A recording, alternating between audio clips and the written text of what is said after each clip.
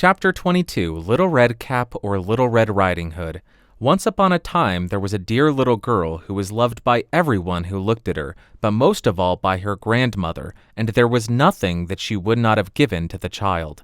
Once she gave her a little cap of red velvet which suited her so well that she would never wear anything else, so she was also called Little Red Cap. One day her mother said to her, "Come, Little Red Cap, here is a piece of cake and a bottle of wine. Take them to your grandmother. She is ill and weak, and they will do her good. Set out before it gets hot, and when you are going, walk nicely and quietly, and do not run off the path, or you may fall and break the bottle, and then your grandmother will get nothing. And when you go into her room, don't forget to say good morning, and don't peep into every corner before you do it." "I will take great care," said Little Red Cap to her mother, and gave her hand on it. The grandmother lived out in the wood, half a league from the village, and just as Little Red Cap entered the wood, a wolf met her. Red Cap did not know what a wicked creature he was, and was not at all afraid of him. "Good day, Little Red Cap," said he. "Thank you kindly, wolf." "Whither away so early, Little Red Cap?" "To my grandmother's." "What have you got in your apron?" "Cake and wine. Yesterday was baking day, so poor sick grandmother is to have something good to make her stronger." "Where does your grandmother live, Little Red Cap?" "A good quarter of a league farther on in the wood. Her house stands under the 3 large oak trees. The nut trees are just below. You surely must know it," replied Little Red Cap. The wolf thought to himself, "What a tender young creature! What a nice plump mouthful! She will be better to eat than the old woman. I must act craftily so as to catch both." So he walked for a short time by the side of Little Red Cap, and then he said, "See, Little Red Cap, how pretty the flowers are about here. Why do you not look around? I believe, too, that you do not hear how sweetly the little birds are singing. You walk gravely along as if you were going to school, while everything else out here in the wood is merry." Little Red Cap raised her eyes, and when she saw the sunbeams dancing here and there through the trees, and pretty flowers growing everywhere, she thought, "Suppose I take grandmother a fresh nosegay. That would please her, too. It is so early in the day that I shall still get there in good time." And so she ran from the path into the wood to look for flowers, and whenever she had picked one, she fancied that she saw a still prettier one farther on, and ran after it, and so got deeper and deeper into the wood. Meanwhile, the wolf ran straight to the grandmother's house and knocked at the door. "Who is there?" "Little Red Cap," replied the wolf. "She is bringing cake and wine. Open the door." "Lift the latch," called out the grandmother. "I am too weak and cannot get up."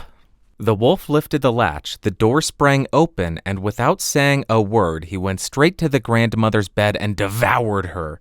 Then he put on her clothes, dressed himself in her cap, laid himself in bed, and drew the curtains.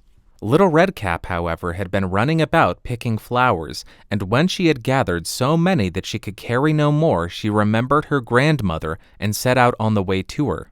She was surprised to find the cottage door standing open, and when she went into the room, she had such a strange feeling that she said to herself, "Oh dear, how uneasy I feel today, and at other times I like being with grandmother so much."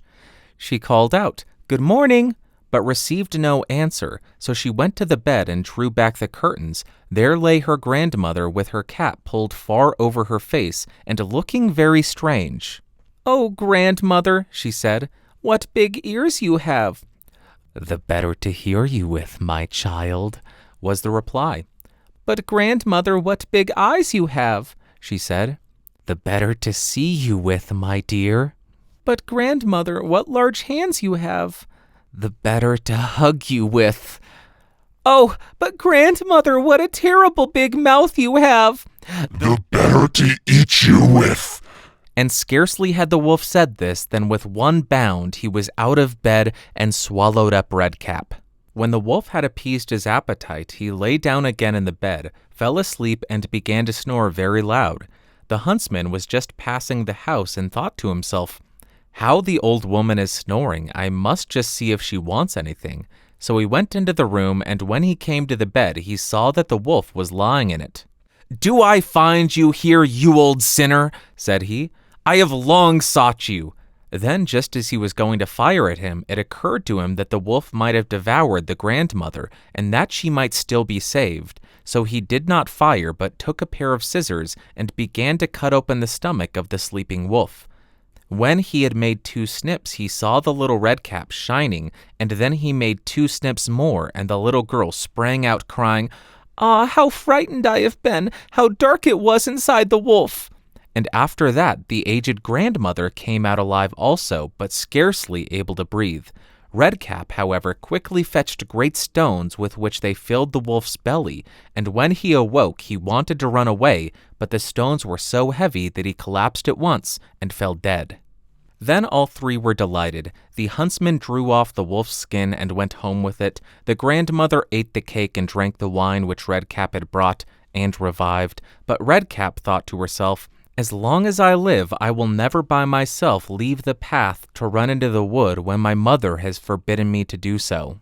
It also related that once when Redcap was again taking cakes to the old grandmother, another wolf spoke to her and tried to entice her from the path. Redcap, however, was on her guard and went straight forward on her way and told her grandmother that she had met the wolf, and that he had said "Good morning" to her, but with such a wicked look in his eyes that if they had not been on the public road, she was certain he would have eaten her up. "Well," said the grandmother, "we will shut the door that he may not come in." Soon afterwards, the wolf knocked and cried, "Open the door, grandmother. I am Little Redcap, and I am bringing you some cakes." But they did not speak or open the door, so the graybeard stole twice or thrice round the house, and at last jumped on the roof, intending to wait until Redcap went home in the evening, and then to steal after her and devour her in the darkness. But the grandmother saw what was in his thoughts. In front of the house was a great stone trough, so she said to the child, "Take the pail, Redcap.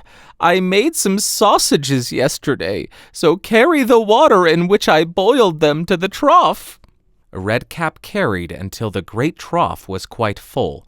Then the smell of the sausages reached to the wolf, and he sniffed and peeped down, and at last stretched out his neck so far that he could no longer keep his footing, and began to slip, and slipped down from the roof straight into the great trough and was drowned.